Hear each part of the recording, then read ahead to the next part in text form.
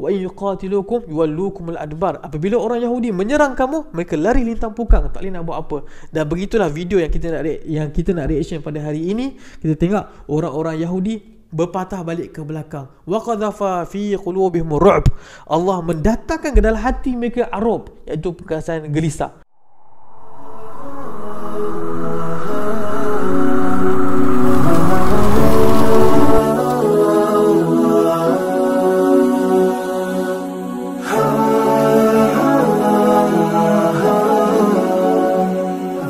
Assalamualaikum warahmatullahi wabarakatuh. Sekiranya anda tonton channel ini kali pertama, jangan lupa subscribe dan juga tekan like, komen banyak-banyak di bawah agar nama channel ini dapat dinaikkan dan juga dimudahkan untuk orang lain mencarinya.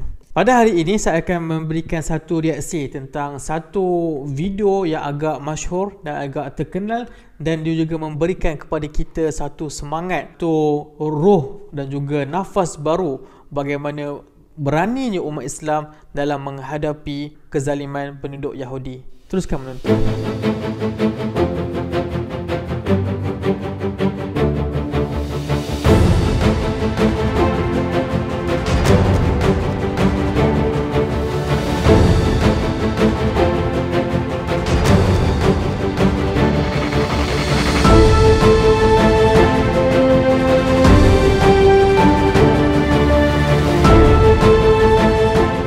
Jadi dalam video ini kita dapat lihat bagaimana orang-orang Palestin dengan tiada senjata, dengan tiada kehebatan dari segi mempertahankan diri, dengan kelebihan helmet dan juga vest bulletproof dan sebagainya, mereka hanya berjalan sahaja, beramai-ramai. Tengok apa yang orang Yahudi dia buat, dia berundur ke belakang. Mereka takut dengan apa yang orang Yahudi lakukan, iaitu dengan berjalan. Dan ini bukanlah kali pertama sebenarnya. Sebenarnya banyak lagi video-video yang sempat dirakam oleh orang Palestin sendiri, bagaimana tentera-tentera Zionis ini lari lintang pukang, ketakutan, tak boleh nak buat apa-apa. Dan apa yang mereka takutkan hanya budak-budak orang Palestin, hanya memegang batu, hanya memegang kayu, tetapi mereka takut lari. Saya tak boleh tunjuk sangat banyak video Palestin dekat dalam channel ini, nanti tak pasal-pasal kena ban. Tetapi anda boleh tengok sendiri di channel kami Terkini Palestin, dan anda boleh lihat bagaimana orang-orang Yahudi ini mereka berasa takut, gelisah dengan orang-orang Palestin. Dan kalau kita tengok pun sekarang ni orang-orang Yahudi, pelampau-pelampau ekstremis yang masuk ke dalam Masjid Al-Aqsa pun penuh dengan askar-askar escort doang, berkawal doang punya keselamatan apa semua kan. Sebab mereka berasa takut. Mereka takut dengan mukawamah, dengan perjuangan penentangan orang Palestin. Dan ketakutan ni bukanlah percuma.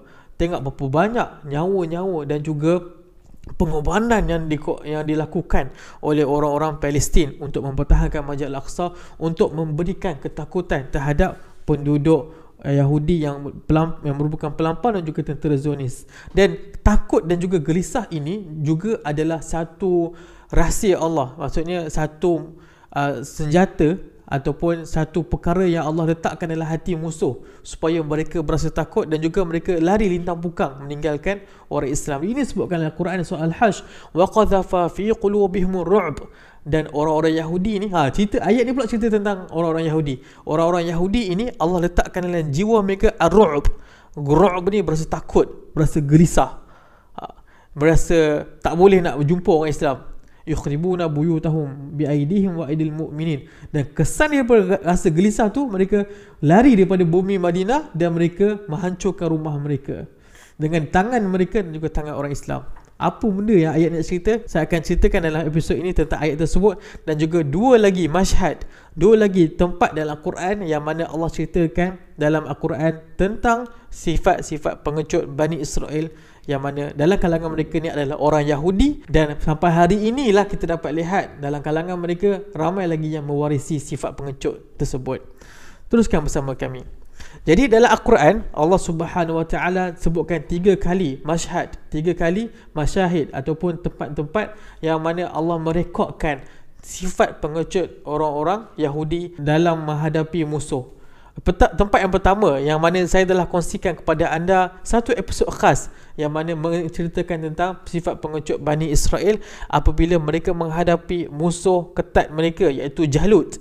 Dan di mana Allah Subhanahu Wa Taala menghantarkan kepada mereka, ni Allah SWT yang hantarkan kepada mereka seorang panglima tentera yang kuat, bastatan fil ilmi wal jism, yang mempunyai kelebihan dari segi tubuh badan dan juga ilmu akal fikiran, yang mana insya-Allah lah kalau Bani Israel ini berperang dengan panglima yang dihantar oleh Allah SWT, insya-Allah mereka boleh menang.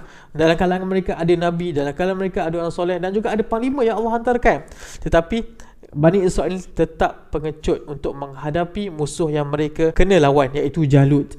Dan siapakah panglima tersebut? Talut. Panjang ceritanya untuk mereka bertemu dengan Jalut, tapi saya nak kongsikan kepada anda sampailah satu tempat yang mana apabila mereka telah melepasi beberapa ujian dan ditapis-tapiskan, setiap mana satu ujian tu akan gagal beberapa orang dan mereka ini tidak layak untuk teruskan perjuangan bertemu dengan Jalut. Dan sampailah satu tempat apabila mereka ini telah berjumpa dengan siapa? Dengan tentera Jalut. Dan apabila mereka tengok ramainya tentera Jalut, apa yang mereka kata? Qalu la taqatana al-yawma bi Jalut wa junidih.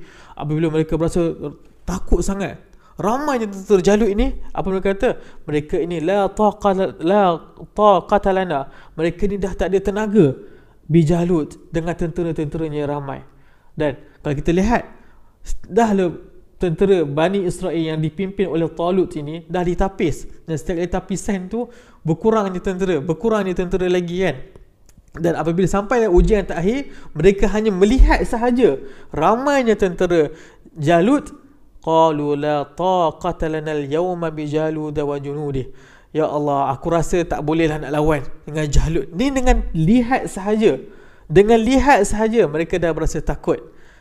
Tidak peliklah kalau kita tengok dalam video tadi, orang-orang Yahudi dengan melihat saja orang Palestin yang tak ada senjata, yang hanya ada batu saja. Kalau kita banding dengan tentera Rusia dan tentera Ukraine ni dia ada senjata, dia ada AK, dia ada bom, dia ada senapang yang boleh anti keterkebal sebagainya. Tak pelik kalau tentera Rusia mati dan mereka lari takut. Tapi ini orang Palestin tak ada senjata pun. Ini bukan kat Gaza, ni dekat tebing barat. Jadi tidak pelik apa yang kita lihat hari ini, dia telah berlaku pada zaman dahulu. Itu ayat yang pertama. Ayat yang kedua adalah, saya telah kongsikan juga tentang ayat ini, iaitu kisah Nabi Musa. Apabila Nabi Musa AS memerintahkan kaum dia untuk masuk ke dalam bumi Palestin. Dan apa kata kaum dia? Inna lan nadkhulaha, dan kami tidak akan masuk ke dalam bumi Palestin itu. Bukannya sebab mereka ini sakit, bukannya sebab ada halangan-halangan yang reasonable. Mereka hanya pengecut sahaja. Dan apa alasan mereka kata apa? Qalu inna fiha qauman jabbarin.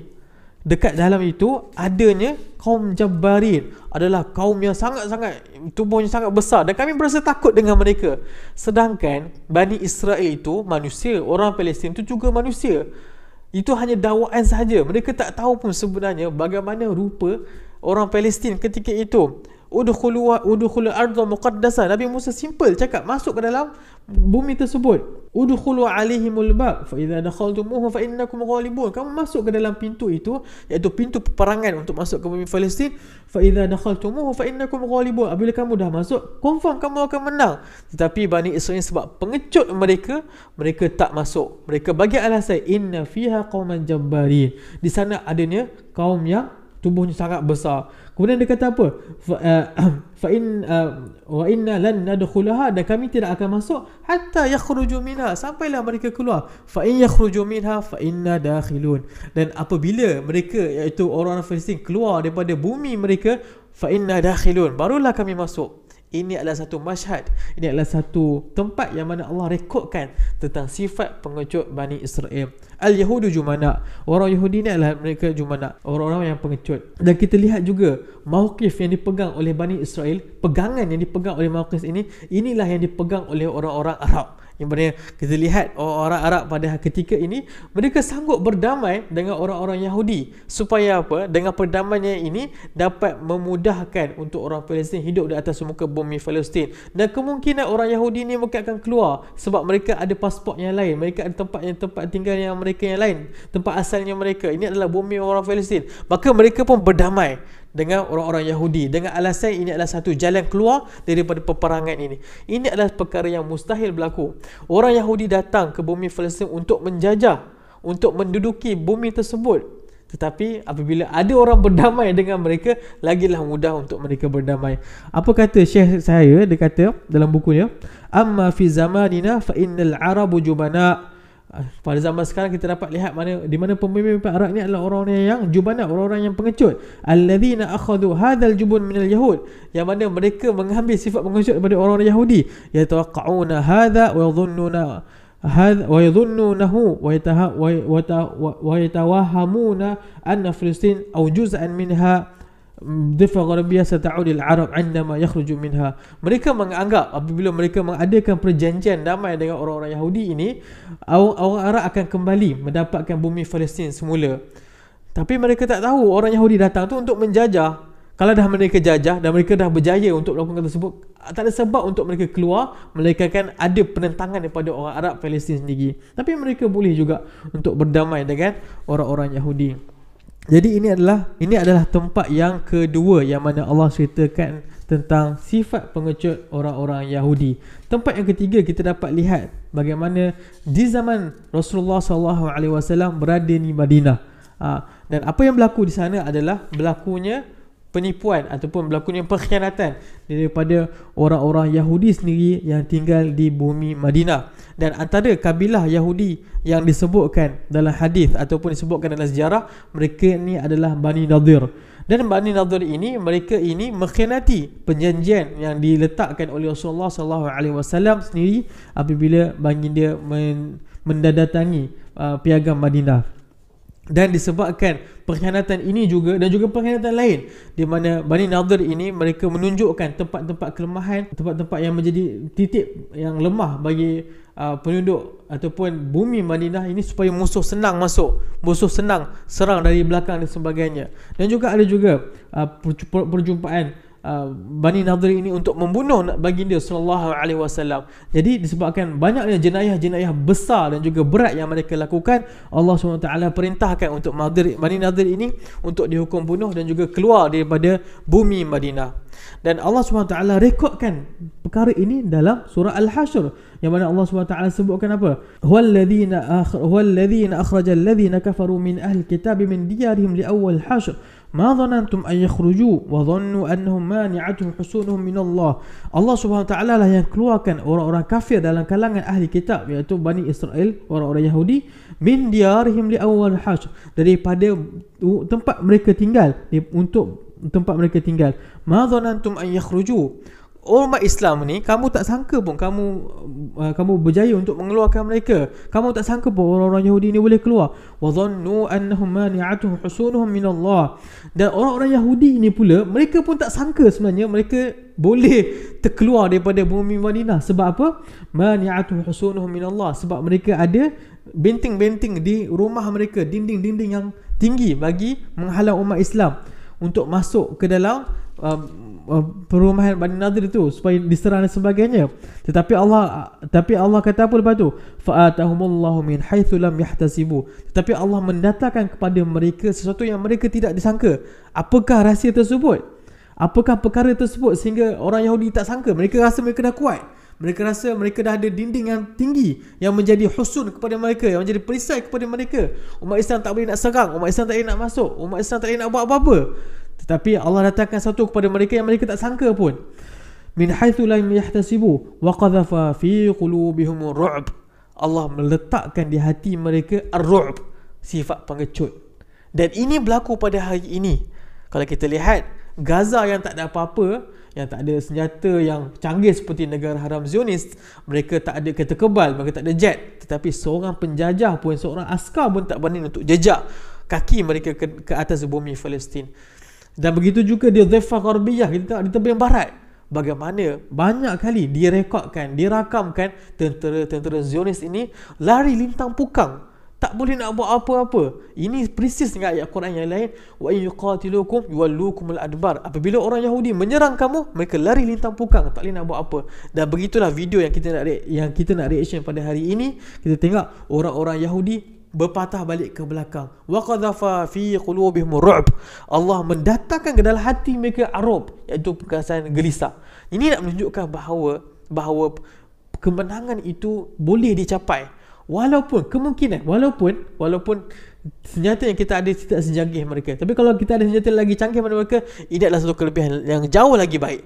Tetapi kalaulah kita tak ada senjata yang lebih canggih daripada mereka, kita ada negara-negara sekutu yang kuat seperti mereka, adanya negara barat, US dan sebagainya, Allah SWT boleh mendatangkan kepada mereka satu benda yang mereka tak nak halang, iaitu perasaan gerisah dan juga takut. Yukhribuna buyutahum biaidihim wa aidil mu'minin, dan mereka menghampuskan buyutahum biaidihim, dengan tangan mereka. Perhatikanlah ayat ini. Allah kata buyutahum, mereka menghancurkan rumah mereka. Sedangkan dalam ayat yang perkataan yang sebut tadi, wa dhannu annahum mani'atuhum husunuhum, dan mereka menyangka mereka ada perisai-perisai, dinding-dinding yang tinggi. Tapi kenapa pada potongan ayat ni yukhribuna buyutahum, kenapa mereka hancurkan rumah mereka? Di manakah perisai-perisai yang tinggi tersebut? Adakah perisai tersebut telah hilang tiba-tiba? Tidak. Allah menggantikan husunuhum, perisai itu, kepada buyutuhum, kepada rumah mereka. Sebab tinggi mana pun perisai tersebut, dinding-dinding yang dapat menghalang mereka daripada umat Islam, itu hanyalah sangkaan mereka sahaja. Itu hanyalah rumah mereka sahaja sebenarnya. Itu hanyalah peranannya hanyalah sebagai rumah mereka sahaja. Ia tak dapat menghalang pun sebenarnya daripada orang-orang Islam untuk menjaga orang Yahudi. Sebab tu Allah menggantikan yukhribuna buyutahum daripada husunahum, iaitu daripada rumah kepada perisai. Ini adalah satu lataif ataupun satu hikmah yang mana kita dapat lihat daripada ayat ini. Ini daripada sifat angkuh mereka. Wa dhannu annahum mani'atuhum husunahum min Allah, mereka menyangka mereka ini terhalang daripada musuh-musuh mereka, iaitu umat Islam. Dan orang Islam sendiri tak sangka pun mereka ini boleh berjaya keluar daripada bumi Madinah. Ma dhanantum an yakhruju, kamu tak sangka pun orang Yahudi boleh keluar. Tetapi dengan serangan daripada umat Islam, dan Allah meletakkan dalam hati-hati musuh Islam ini dengan ar-ru'b, dengan perasaan takut, maka perkara itu boleh dilakukan. Jadi ini adalah 3 masyhad, adalah 3 tempat yang mana Allah merekodkan tentang sifat pengecut Bani Israel, yang mana mereka ini sampai hari ini mewarisi sifat pengecut tersebut. Jadi apa benda yang saya nak beritahu di sini kepada anda adalah, jangan kita rasa bahawa negara haram Zeus ini, mereka ini sangat kuat, mereka ini seolah-olah tak boleh nak buat apa-apa, mereka ini kita kena berserah sahaja, tak boleh nak baling batu, tak boleh nak tak. Dengan baling batulah, dengan seranglah, dengan apa sahaja mereka ada. Hari ini kita dapat lihat betapa takutnya orang-orang Yahudi untuk masuk ke dalam Masjid Al-Aqsa. Kita dapat lihat walaupun tak ada senjata, walaupun tak ada apa-apa, orang-orang tentera Zionis berundur ke belakang, ketakutan. Dan ini menunjukkan adalah satu berita kemenangan tambahan daripada berita kemenangan yang saya kongsikan semalam. Kita jumpa esok, dan sebelum itu jangan lupa subscribe jika anda belum subscribe. Assalamualaikum warahmatullahi wabarakatuh.